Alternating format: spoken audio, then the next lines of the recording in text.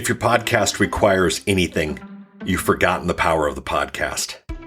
This is the Podcast Industry Report, episode 108. Show notes, links, conversation, and more at thepodcastreport.com/108.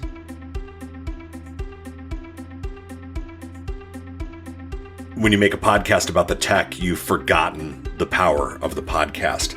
My name is Paul Colligan, podcaster. Obviously, you're listening to my show. This is a show where I show the podcaster how to reach more with your message, profit more from your content, understand the industry that you're playing in. Been a big fan of the industry. I've been in the industry for over a decade. I've got some books out there about the industry, and for my day job, I run a boutique podcasting consultancy for this industry. I love podcasting, and I know, as do you, that understanding the industry is going to help us do better in this space. So I want to chat about this idea about the power of podcasting and that sometimes it gets forgotten. And this particular episode comes from a video. I'll link to it in the show notes. It's thepodcastreport.com/108. One of my fans made this video about how cool it was that he could search for the podcast report and he could click play right inside of Google. Exciting, cool. This is the type of forward-thinking tech that we need. This is the type of forward-thinking tech that we want. But the problem is Google. The problem is that Google does this only in Android.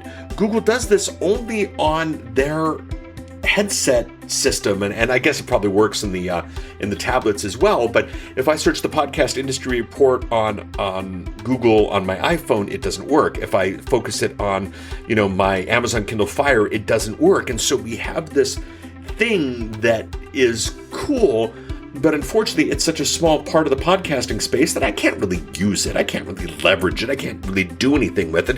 Therefore, it kind of gets in the way. And see, the problem is Google, as cool as they are and as smart as they are and as much as they're doing, and I have great and tremendous respect for the company, but here's the problem. They're not getting podcasting. Their whole infrastructure, their whole podcast support, which could have been tremendous, could have been amazing, could have been the type of thing that brought podcasting out to the other billions of people that are going to be hooking up to the internet in the next couple of years. They basically just made something that was only worth putting on their phone. And the whole, I don't want to get into the iPod, iOS, Android holy war, if you will, but the fact of the matter is the majority of my listeners, the majority of your listeners, the majority of podcast listeners are coming on iOS devices. So therefore, something that doesn't work on them doesn't matter. But on a larger scheme and a more important scheme is podcasting is full of things that only work in certain places, and they're getting press and they're getting attention, and we got to get around that. We got to think past that. A couple episodes, I chatted about the Bumpers app, this really cool app that lets you record audio and lets people listen to it and play it back and that kind of thing. But it's in this closed infrastructure of this single app that lives by itself. No way to publish it out, no way to do things. And then what's funny, even though the company maybe didn't call it podcasting as much at the beginning, although they do on the website now, it was the industry that took this idea that recorded audio that you play back on your phone as a podcast, and they kind of stuck with it and run with it. So we have a cool thing from Google that only works on Android phones. We have a cool thing from Bumpers that only works on people who have this app. The internet is full, podcasting is full of these cool things that only work on certain elements. And that's not the power of podcasting. You see, if you're not going to fully embrace the power of podcasting, you might as well embrace another platform. The power of podcasting is in how it all comes together, in how it all works together, in how we can make the stuff that works anywhere. I'm a Big Mac guy. In front of me, big guy, Big Mac guy, Big Mac guy. In front of me, my Mac, Power Mac. Yay. I think that's what it's called, right? Power, yeah, whatever. I've got my iPhone next to me. I've got an Air next to me. I can see an iPad across the room. I'm a big Apple guy. But the fact of the matter is, my buddy with the Android phone who listens to this show gets my podcast. The guy who made the video, and again, I'll show the link at thepodcastreport.com/108, he uses Android. There are people who are on platforms completely independent of mine. I hear rumors that 8 or 9 of the total of all the Windows phones are actually listening to my show as well. And it's not just an issue of Android versus iOS versus Microsoft versus BlackBerry. It's an issue of my friends in Teslas who are able to to have Tesla play the latest episode of a podcast. Or there's that device from Amazon, Alexa. I don't want to say it out loud because I've got one in the room and it'll start talking back to me if I say the name out loud. Those play podcast as well. And my mom with her Kindle Fire and her, what is that station called? iHeartRadio app can play my podcast. See, I've made a podcast. I'm making a podcast that, although very Mac-centric in production, is ubiquitous and is everywhere. And that's the power of it. I mean, imagine if you heard of a podcast that you could only listen to on the iPhone 7, you'd laugh. Or a podcast that, you can only listen to with this piece of software. Well, you'd laugh, but the fact of the matter is there are other people doing it. And once you take podcasting and you say, well, it's all the benefits of podcasting, but it only works here, you're really forgetting, you're really losing, you're really ripping yourself off about the power of podcasting. And I think this is huge. We need to think of an industry as an industry of the ubiquity of podcasting, the fact that podcasting is everywhere. I've chatted in the past about how we don't need to fix podcasting. Those who've come on and said, podcasting would be better if, podcasting would be better if, podcasting would be better if. We've got a huge, massive distribution and communication platform that any person, anytime, any place, anywhere can consume without paying license to anyone. Now, if they want to buy a fancy client, great. If they want to buy a fancy phone, great. But they don't have to. That's the key to it. And that's the power to this. So why do I ramble? Well, why did I focus a whole podcast on this? Why do I ramble? That's a whole other question. But why the focus of this on the podcast? Here's the thing. If you're not embracing the full power of the podcast, there are probably better technologies for you. I know a number of podcasters who the majority of the people who consume, they send people to the website.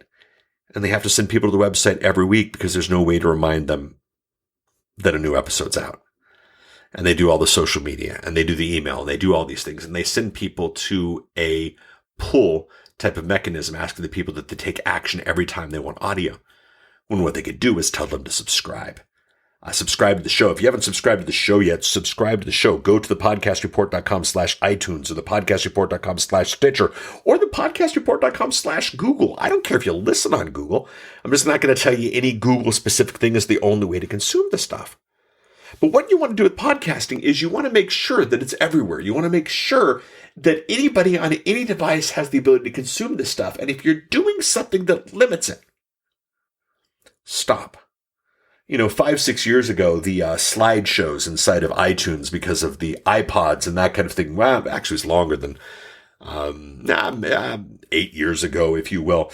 The idea that you could do a slideshow inside of your iTunes podcast using your, video iPod or that type of thing was just kind of silly. So few people used it. People produced for it. It was a bad place. You want to stop that. You want to realize that the power of this is the ubiquitous nature.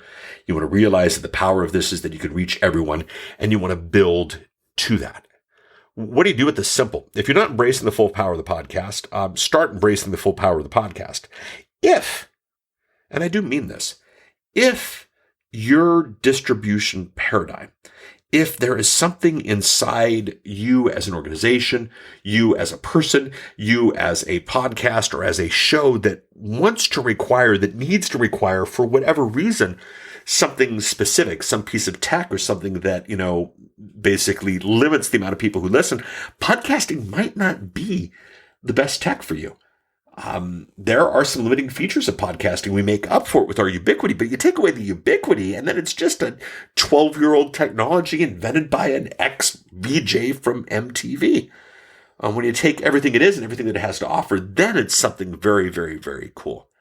So again, if you're doing anything with your podcast that can't be consumed by everyone, if you're marketing anything about your podcast that can't be consumed by anyone, if you've got to focus attention on your podcast that can't be consumed by everyone, get out or maybe get a better technology to do what it is that you're doing. Some thoughts. Season 3 of the Podcast Industry Report, we changed the name to the Podcast Industry Report. I promise we're going to be going a bit deeper on some of the industry players. Believe me, my bid on Google is not done here. We'll hit some industry players. We'll hit some industry events. We'll do some other things. And we've got links to this episode. If you head out to thepodcastreport.com/108, you can get a link to the video that I mentioned, my books. I'm also going to be doing a panel on monetization, podcast monetization at the big Social Media Marketing World Conference. That is so far away that I'm going to put the links into today's episode. I normally don't do that. I like to make these things a bit evergreen, if you will, but this is going to be around for so long, and this thing is so far in advance, it's going to be pretty cool. I've got Rob Walsh from Libsyn on the panel. I've got John Lee Dumas on the panel. I've got Gary Leland on the panel. It's going to be pretty fabulous. I've got a link to that as well. If you're going to be at the event and you pick up your ticket through my link, let me know. I can take some of that affiliate money and we can maybe grab a lunch or dinner or something like that. I've also got links to the 2 apps. Interact with me socially. I love it. Thepodcastreport.com/Facebook, thepodcastreport.com/Twitter, or just head out to thepodcastreport.com/108 and leave a comment. Let's interact. I mentioned earlier, subscribe to podcastreport.com. Pick the podcasting client of your choice, /TuneIn, /Stitcher, /iTunes, whatever it is. Subscribe to the show. So the next episode comes out, you get it automatically. You don't have to get an email from me. You don't have to be monitoring social to see what I say next in the social stream. You can just get the show, which is the purpose of the show. And I'm done with the show because I want you to get working on your show. So that's it. Paul out. Talk soon.